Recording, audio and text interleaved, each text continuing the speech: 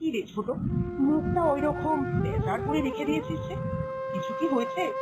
সকাল সকাল বুঝি কর্তামশাইয়ের সঙ্গে ঝগড়া করেছিস? ও মা, কটার কি ছিঁড়ি দেখো। ঝগড়া করতে কেন যাবো বলো দেখি? আসলে আমার কর্তা কাল রাতে যা বললো তাই নিয়ে একটু চিন্তায় রয়েছি গো। কিসের চিন্তা শুনি? এই বছর অকালে বৃষ্টিপাত হওয়ার জন্য মাঠের একদিকে সমস্ত ফসল নষ্ট হয়ে গেছে। কেন, দাদাভাই এসে তোমার কিছু বলেনি? এ দাদাভাই বরাবরই খুব চাপা স্বভাবের। যতই মানসিক সমস্যার মধ্যে পড়ুক না কেন, বাড়িতে এসে সে সব ভুলে যায়। সব সময় শুধু হাসি ঠাট্টার মধ্যেই তার দিন চলে। যাই হোক, তুই বল না কি হয়েছে? আমি বলছি গো দিদি ভাই তোমার, আসলে মাঠের অর্ধেক ফসল বৃষ্টিতে তো নষ্ট হয়ে গেছে। এখন জমিদারকে খাজনাই বা কি দিব, সারা বছর কি বা খাবো, সেই চিন্তায় তো সব কর্তারা করছে। উমা, সে কি কথা শোনালি রে? হ্যাঁ গো, তাও নালে আর কি বলছি তোমার। এখন যা সময় এসেছে আমাদেরকে কিছু একটা করতে হবে, বুঝলে? কিন্তু কি করবো বলো দেখি আমরা? তাই লোকেদের কাছে তো আমাদের কর্তাদের একটা সম্মান রয়েছে। লোকের বাড়িতে গিয়ে যে ঠিকই কাজ করবো তারও উপায় নেই, ওনাদের সম্মান চলে যাবে। কাজের আবার ছোট বড় কি গো? কাজের আবার ছোট বড় কি আছে? সংসারে অভাব অনটনে আমরা কর্তাদের পাশে দাঁড়াচ্ছি, আর অসৎ পথে তো উপায় করছি না, সৎভাবেই রোজগার করার চেষ্টা করছি। তা বললে কি হয় রে ছোট? আমাদের স্বামীদের সমাজে একটা মান সম্মান রয়েছে। আর সব থেকে বড় কথা হলো, মান সম্মানের কথা বাদ দে, আমি জানি যে কাজে ছোট বড় কিছু হয় না, কিন্তু স্বামীদের রক্ষা করার জন্য সংসারে দুটো পয়সা বেশি আনবো বলে লোকের বাড়িতে কাজ করছি। এ কথা শুনলে যে আমাদের স্বামীরাই সব থেকে বেশি কষ্ট পাবে, নিজেদের অযোগ্য মনে করবে, সে কথা একবার ভাবতো। কথা কিন্তু তুমি ঠিক বলেছ। তাহলে এখন উপায় কি? আচ্ছা, অনেকক্ষণ ধরে আমার মাথায় একটা কথা ভাসছে, যদি আমরা ব্যবসা করি তাহলে কেমন হয়? ব্যবসা? তা কিসের ব্যবসা করবি শুনি? ব্যবসা? কিন্তু সবার ব্যবসা তো ভালো মতো চলে না, আমাদেরটা যদি না চলে তখন আমরা কি করব? আহ, সব সময় কি হবে না ভাবলে হবে? মনের মধ্যে জোর নিয়ে আসবি, আর কঠোর পরিশ্রম করলে যে কোনো কাজে সফলতা পাওয়া যায়। আর তোর কথাটাও যদি মেনে নি, তাহলে বরং আমরা তিনজন তিন রকমের ব্যবসা করব, যে কোনো একটা ব্যবসায় তো ঠিক সফলতা পাওয়া যাবে। কি বলো দিদি? না না, এরকম হঠকারী ভাবে কোনো সিদ্ধান্ত নেওয়া উচিত নয়। আমরা বরং একটাই ব্যবসা খুলব, সবাই মিলে একসঙ্গে পরিশ্রম করলে বরং তাড়াতাড়ি সফলতা পাওয়া যাবে। হাল ছাড়লে চলবে না। প্রথম কয়েকটা দিন শূন্য থাকলেও দেখবি শেষের দিন আমরা ঠিক সফলতা পাবো। কিন্তু ব্যবসার জন্য তো পুঁজি লাগবে, তাহলে তাহলে সেই পুঁজি আমরা কোথা থেকে পাবো? স্বামীদের যে অবস্থা, ওনাদের থেকে একটা টাকাও নেওয়া যাবে না। এক কাজ কর, আজকে তো রান্না বান্না সব হয়ে গেছে, চল আমার সেই পূব দিকের গায়ে পিসিমার কাছে যাই।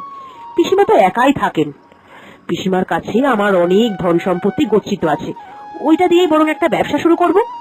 ছোট, তুই বরং বাড়িতে থাক, আমি গিয়ে পিসিমার সঙ্গে কথা বলে আসি, কেমন?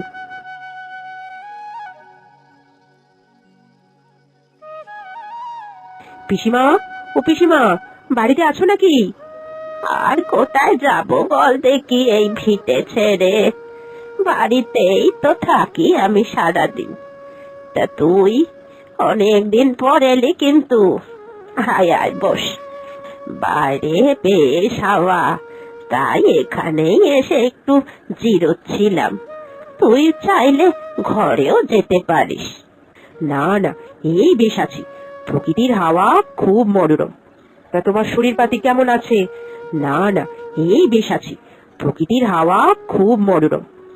তোমাকে কতবার বলি, একা এইভাবে এখানে না থেকে তুমি বরং আমার বাড়িতে গিয়ে আমার সঙ্গে থেকো, তুমি তো কোনো কথাই শোনো না।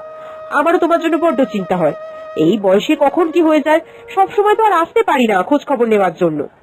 শরীর খারাপ হলে তো গায়ের লোককে দিয়ে তোর বাড়িতে খবর পাঠিয়ে দিই, শরীর খারাপ হলে তো গায়ের লোককে দিয়ে তোর বাড়িতে খবর পাঠিয়ে দিই, অসুবিধা কিছুই হয় না। তা তুই কি দরকারে এসেছিস সেটা বললি না যে এখনো? তাই আমরা সব জায়গা মিলে ঠিক করেছি সবাই মিলে একটা ব্যবসা করব। ব্যবসার জন্য তো কিছু পুঁজির দরকার, সেই পুঁজির জন্যই তো তোমার কাছে এসেছি। আমার ভাগের যে সম্পত্তিটা রয়েছে ওটা যদি বিক্রি করে দেওয়া যায় তাহলে ব্যবসার পুঁজিটা জড়ো হয়ে যায়। ওই জমিটুকুই তো তোর শেষ সম্বল। তোর পায়ের তলার মাটি বলতে ওই সম্পত্তিটুকুই। ওটা বিক্রি করা ঠিক হবে না। তবে তোর তো টাকার দরকার, তোকে আমি একটা বুদ্ধি দিচ্ছি, শোন। ছোট থেকেই তুই যোগাসন করিস, আর এখনকার যুগে মানুষ পেটে ব্যথা, পিঠে ব্যথা, হাঁটুতে ব্যথা, পেটে চর্বি হয়ে যাওয়া, কত রকম সমস্যায় ভুগছে। সঠিক শরীর চর্চা করলে কিন্তু এই সমস্যাগুলো থেকে মুক্তি পাওয়া সম্ভব। তুই বরং হাটের মধ্যে একটা ছোট্ট দোকান ঘর ভাড়া নিয়ে যোগাসন শেখা, তাতেই কিন্তু তোর ভালো লাভ হবে, মানুষদেরও উপকার হবে, আর তার বিনিময় তুই যত সামান্য মূল্য নিবি। তুই যাকেও তুই শিখিয়ে পড়িয়ে তোর কাজে সাহায্য করতে বলবি।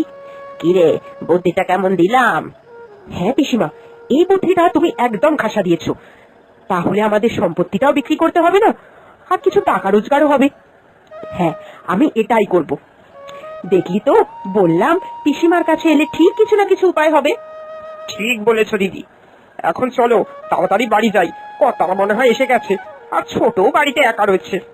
আচ্ছা পিসিমা, আমি তাহলে এখন আসি। আর তুমি কিন্তু তোমার শরীরের যত্ন নিও। ইচ্ছা হলেই আমার বাড়িতে তুমি চলে যাও, কেমন? আসলাম গো।